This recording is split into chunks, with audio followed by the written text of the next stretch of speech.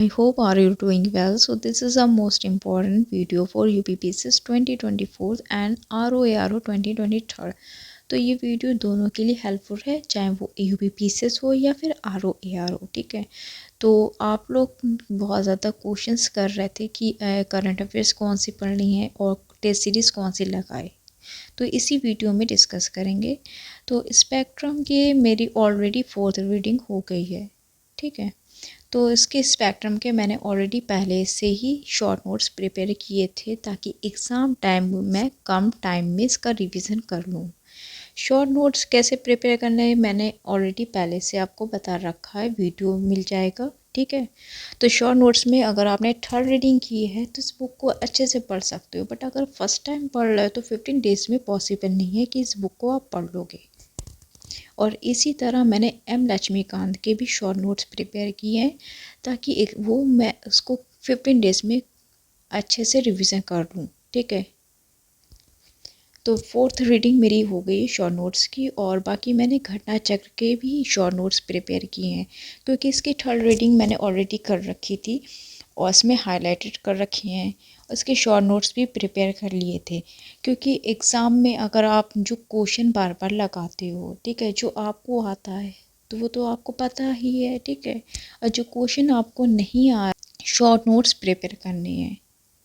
ठीक है, उसके शॉर्ट नोट्स आप प्रिपेयर करो ताकि वो चीज़ें आप बार बार पढ़ोगे उसको आप भूलोगे नहीं। तो इसी तरह आपको शॉर्ट नोट्स प्रिपेयर करने हैं, सब क्वेश्चन के नहीं लगाने हैं क्योंकि इसमें एक्सप्लेनेशन दे रखा है। तो आपको जो इम्पोर्टेंट चीज़ें आपको नहीं आ रही है उसको चीज़ को नोट डाउन करना। ठीक है, और बाकी चीज़ें आपको कैसे पढ़नी है कैसे नहीं पढ़ना है तो ये मैंने ऑलरेडी बता दिया है। इसमें हम बात करेंगे सिर्फ करंट अफेयर और टेस्ट सीरीज़ की। देखो इसमें शॉर्ट नोट्स कैसे बनाने हैं, देखो मैंने इसमें मेंस एंड प्री दोनों पर्सपेक्टिव से नोट्स मैंने प्रिपेयर किए हैं। ये है मैंने मेंस पर्सपेक्टिव से नोट्स प्रिपेयर किए थे, और ये प्रीलिम्स के लिए, देखो प्रीलिम्स के लिए आपको पूरा A to Z नहीं नोट डाउन करना होता है। जो इम्पोर्टेंट चीज़ें हैं जैसे कि टाइमलाइन है, कब कौन कब आया था, तो ये चीज़ें आपको पता होनी चाहिए क्योंकि एग्ज़ाम क्रोनोलॉजिकल में पूछ लेते हैं तो वहाँ पे आपको प्रॉब्लम हो जाती है कि कौन सा पहले आएगा कौन सा बाद में। तो इसी तरह आपको ये शॉर्ट नोट्स बनाने हैं ताकि आपको याद रहे। ठीक है, तो इसी तरह ये आपको नोट्स बना लेना। अभी भी टाइम है, अगर आप पढ़ रहे हो जो चीज़ें भूल रहे हो तो उसको नोट डाउन कर लो शॉर्ट नोट्स में।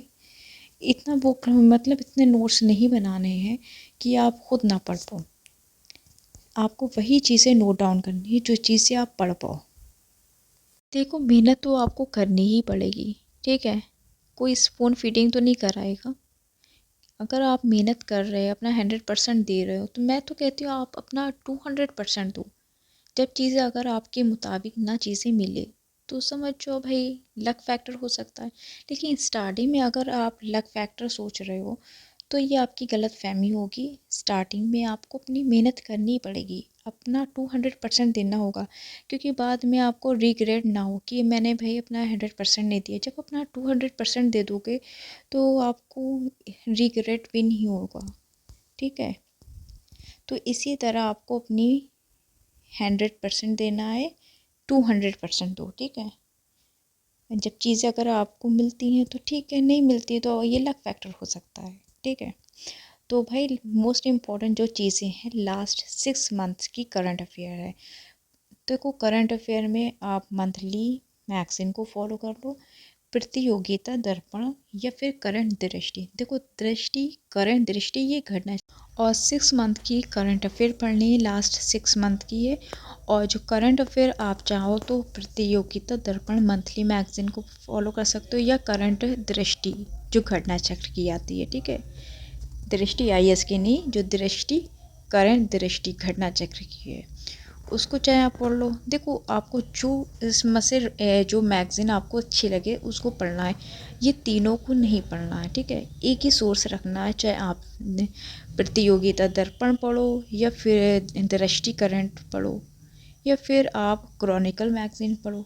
ठीक है, अगर आपको SCS के करंट अफेयर अच्छे लग रहे हैं या आप उससे पढ़ लो क्योंकि आपको वो वीडियो फॉर्म में मिल जाएगा, अच्छे से याद भी रहेगा, ठीक है। और आप लोग पूछ रहे थे टेस्ट सीरीज़ के लिए, टेस्ट सीरीज़ के लिए मैंने ऑलरेडी वीडियो बनाया था, मगर आप लोग पूछ रहे थे तो दृष्टि की लगा सकते हो, ये दह की।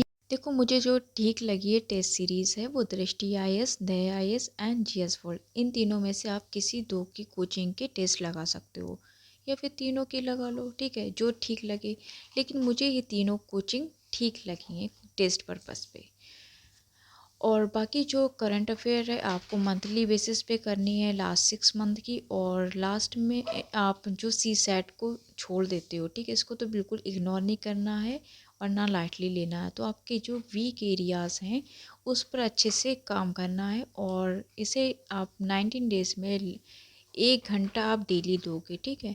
तो डेली 1 घंटा आप इसको पर देंगे, सी सेट पर आपका अच्छे से तैयार हो जाएगा। और बाकी आपको ये करंट अफेयर्स पढ़नी मंथली बेसिस पर, ठीक है, और बाकी टेस्ट सीरीज़ लगानी है। और लास्ट में आएगी करंट अफेयर आय दृष्टि, एग्ज़ाम से पहले आ जाती है, तो उसको आप अच्छे से पढ़ लेना, आपका रिवीजन हो जाएगा जितना मंथली आपने पढ़ा है, ठीक है। तो उसका रिवीजन हो जाएगा आय दृष्टि से। तो वीडियो अच्छा लगा तो प्लीज़ लाइक कीजिए, सब्सक्राइब। मिलते हैं नेक्स्ट वीडियो में।